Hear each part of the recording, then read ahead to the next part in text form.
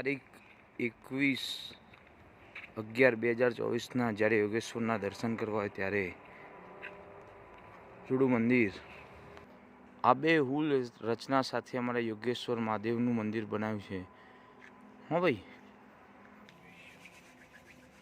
ડાબી બાજુ શીતળામાં હોય,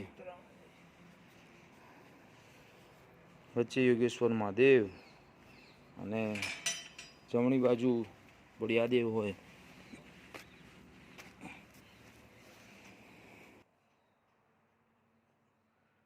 યોગેશ્વરના દર્શન કરવા હોય, ભલે દેશ વિદેશ ફોરેન પહોંચ્યા ભાઈ, આપણી ચેનલની અંદર તમને યોગેશ્વરના દર્શન મળતા રહેશે જ્યાં સુધી અમે છીએ અહીંયા ત્યાં સુધી। નંદીજી સાથે કાચબાદેવ સાથે આપણે સૌથી પહેલાં ગજાનન ગણપતિની આપણે પ્રાર્થના કરીશું। વક્રતુંડ મહાકાય સૂર્યકોટિ સમપ્રભ નિર્વિઘ્નં કુરુતે હરિષુ સર્વદા। ઓમ નમઃ શિવાય, ઓમ નમઃ શિવાય, ઓમ નમઃ શિવાય। જ્યારે યોગેશ્વર મહાદેવની સરસ મજાની ભક્તિ કરતા હોય, સાથે સાથે આવતા હોય એવા દરેક મિત્રોને અમે આવકારીએ છીએ।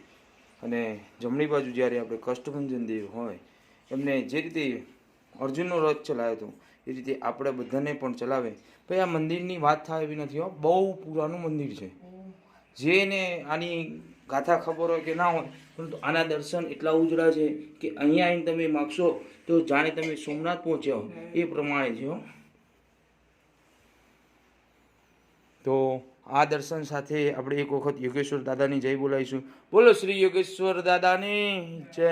ઓમ નમઃ પાર્વતી પતે હર હર મહાદેવ હર। અને જ્યારે નગર મેં જોગી આવ્યા હોય, એની રચના કરી હોય તો નગર મેં જોગી પણ આવી ગયા છે। અને ટૂંક સમયની અંદર પછી આપણે તમને 300 રંગીલાના પણ દર્શન કરાવીશું।